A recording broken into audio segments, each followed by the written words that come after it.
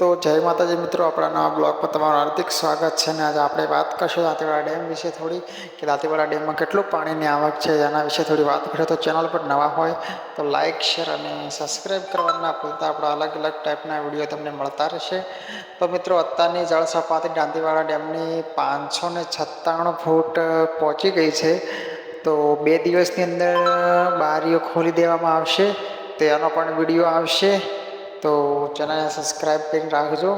તો મિત્રો, જોઈ શકો છો અત્યારનો નજારો તમે. ડેમ છલોછલ ભરાઈ ગયો છે અને આજે આ પાણી આગળથી આવવાનું ચાલુ જ છે, કારણ કે ઉપરવાસમાં ભારે વરસાદ પડ્યો છે તો પાણીની આવક વધારે છે. તો ડેમમાં જલ્દી બારીઓ ખુલી શકે છે એવું લાગે છે, કારણ કે તમે અત્યારે જોઈ શકો છો ડેમ છલોછલ ભરાઈને પડ્યો છે. તો તમે પણ ડેમ જો આવ્યા હોય તો જણાવજો જરૂરથી કે કેટલું પાણી છે કમેન્ટમાં.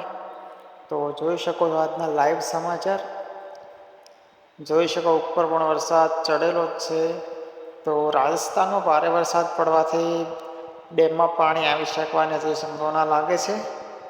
મિત્રો, તમને કેવું લાગે છે કે કેટલા દિવસની અંદર દાંતીવાડા ડેમની બારીઓ ખોલી શકે છે? તો તમે પણ કમેન્ટમાં જણાવજો. જોઈ શકો છો કે પબ્લિક કેટલી પણ જોવા આવે છે. તમે પણ આવજો જરૂરથી જોવા દાંતીવાડા ડેમનું લોકેશન ને કેટલું પાણી છે ભાઈ જોવા. તમે આવજો, બહુ મજા આવશે. ત્યારે પબ્લિક ખૂબ આવી છે જોવા માટે કે કેટલું પાણી આવ્યું. પબ્લિક ગામે ગામથી જોવા બહુ આવે છે. જોઈ શકો છો પાણી ડેમ છલોછલ ભરાઈ ગયો છે. ટૂંક સમયની અંદર બનાસ નદી બંને કાંઠે વહેતી થાય તો ખેડૂતોને ખુશી. જોઈ શકો છો દાંતીવાડા ડેમનું લોકેશન. ડેમ 95% ભરાઈ ગયો છે. જોઈ શકો છો પબ્લિક કેટલી આવેલી છે જોવા માટે. અને પોલીસનો પણ બંદોબસ્ત છે, કારણ કે ડેમ છલોછલ ભરાયેલો છે તો કોઈ તકલીફ ના પડે એટલા માટે. તમને જોઈ શકો છો, કરીને બતાવું. એક બીમ તો આખો ડૂબાઈ ગયો છે ને આ 97 પહોંચી ગયું છે. જોઈ શકો કેટલું પાણી આવેલું છે. તો ટૂંક સમયની અંદર દાંતીવાડા ડેમના દરવાજા ખોલવામાં આવશે. તો એનો વિડીયો આપણે આ ચેનલ પર આવી જશે, તો સબસ્ક્રાઈબ કરીને રાખજો. જોઈ શકો છો આપણે અંદર આવીને વિડીયો શૂટ કર્યો છે પરમિશન લઈને. જોઈ શકો છો કેટલો ડેમ છલોછલ ભરાઈ ગયેલો છે. અને જે આ છે ઉપરનો રસ્તો છે, બ્રિજ બનેલો. અને તમે નીચે જોઈ શકો છો નદીનું લોકેશન પણ જોઈ શકો છો. પથ્થર કેવડા મોટા મોટા અહીંયા પથ્થર પડ્યા છે.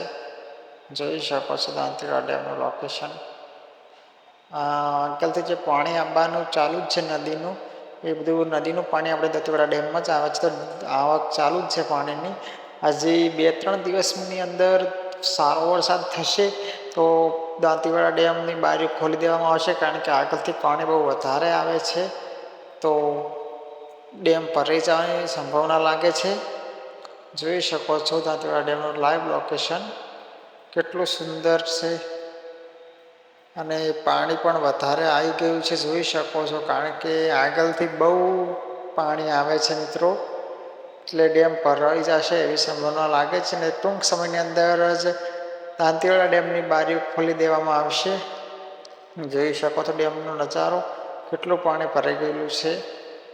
તો મિત્રો, તમે પણ આવ્યા હોય દાંતીવાડા ડેમે તો કમેન્ટમાં જરૂરથી જણાવજો. જોઈ શકો છો લાઈવ લોકેશન બતાવી રહ્યો સમાચાર. જોઈ શકો છો અત્યારના તો જે આજે આપણે તાજા સમાચાર બતાવી રહ્યા છે. અને મિત્રો, આવા નવા વિડીયો જોવા માટે મારી ચેનલને તમે સબસ્ક્રાઈબ કરી નાખજો. તો તમને અલગ અલગ ટાઈપના વરસાદના મંદિરના લોકેશનો તમને હું આપતો રહીશ. તો જોઈ શકો છો અંદરનો ભાગ, જે પહાડવાળો ભાગ છે એ ટાઈપનું લોકેશન જોઈ શકો. કેટલું પાણી આવેલું છે આ સાઈડ પણ, અને ડેમ છલોછલ ભરાઈ ગયો છે. તો મિત્રો, તમને કેવું લાગે છે કેટલા દિવસની અંદર દાંતીવાડા ડેમની બારીઓ ખોલી દેવામાં આવશે? તો કમેન્ટમાં જરૂરથી બતાવજો કે કેટલા દિવસની અંદર દાંતીવાડા ડેમની બારીઓ ખોલી દેવામાં આવશે. જોઈ શકો છો આ છે ઉપરનો રસ્તો, અને આ સાઈડ છે ડેમની આ બાજુ આવી ગઈ બનાસ નદી. જોઈ શકો છો. તો મને તો એવું લાગે છે મિત્રો કે 2 થી 3 દિવસની અંદર દાંતીવાડા ડેમના દરવાજા ખોલી દેવામાં આવશે, કારણ કે આગળથી પાણીની આવક બહુ વધારે જ છે. જોઈ શકો છો માઉન્ટ કહીને તમે બતાવેલું જેટલું સુંદર લોકેશન લાગે છે. એકદમ છલોછલ ડેમ ભરાયેલો છે એટલે મસ્ત લોકેશન લાગે છે. તો મિત્રો તમે આવો જોવા માટે તો ખોટું રિસ્ક નહીં લેવું, સંભાળીને બારે ઉભા રહીને દેખવું, કોઈ અંદર પણ ઉતરવું નહીં, રિસ્ક નહીં લેવું ખોટું, બહાર ઊભા રહીને જોઈ લેવું. અત્યારે તો અંદર જવા પણ નહીં દેતા મિત્રો, કારણ કે પબ્લિકની અંદર નહીં આવવા દેતા. જોઈ શકો છો જે આગળથી નદીનું પાણી આવવાનું ચાલુ જ છે મિત્રો, કારણ કે આગળ બહુ ભારે વરસાદ પડેલો છે તો બધું પાણી દાંતીવાડા ડેમમાં જ આવી રહ્યું છે. તો ડેમ 3 દિવસની અંદર દાંતીવાડા બનાસ નદીની પાણી આવી શકે છે, કારણ કે દરવાજા ખોલી દેવામાં આવશે, કારણ કે આગળથી પાણીની આવક બહુ વધારે જ છે મિત્રો. તો દરવાજો નદીમાં કોઈએ જવું નહીં, કારણ કે અચાનક ખોલી દેવામાં આવશે, કારણ કે આગળથી રાતોરાત પાણી આવી જાય તો જાણ કરવામાં પણ ના આવે, ખોલી દેવામાં આવે, કારણ કે ડેમની સુરક્ષા માટે. એટલે કોઈએ રિસ્ક લઈને અંદર જવું નહીં નદીમાં. અત્યારે વરસાદના સમયમાં જવું જ નહીં મિત્રો, ગમે ત્યારે પાણી આવી જાય છે, કારણ કે રેતમાં પાણી આવે તો તમે ફસાઈ ગયો, પગ પણ ફસાઈ જાય તમારા, એટલે જવું નહીં ખોટું રિસ્ક લઈને. તો જોઈ શકો છો નદીનું પાણી કેટલું આવી રહ્યું છે આગળથી, કારણ કે રાજસ્થાનમાં બહુ ભારે વરસાદ પડેલો છે તો એ બધું પાણી આપણે અહીંયા જ આવે છે દાંતીવાડા ડેમમાં જ. જોઈ શકો છો કેટલું બધું પાણી આવી રહ્યું છે. અત્યારના સવારનો નજારો તમે જોઈ શકો છો, બંને કાંઠે નદી આવી રહી છે. તો ડેમ ભરાવાની પૂરેપૂરી સંભાવના લાગે છે, કારણ કે આગળથી પાણીનો આવરો બહુ વધારે લાગે છે.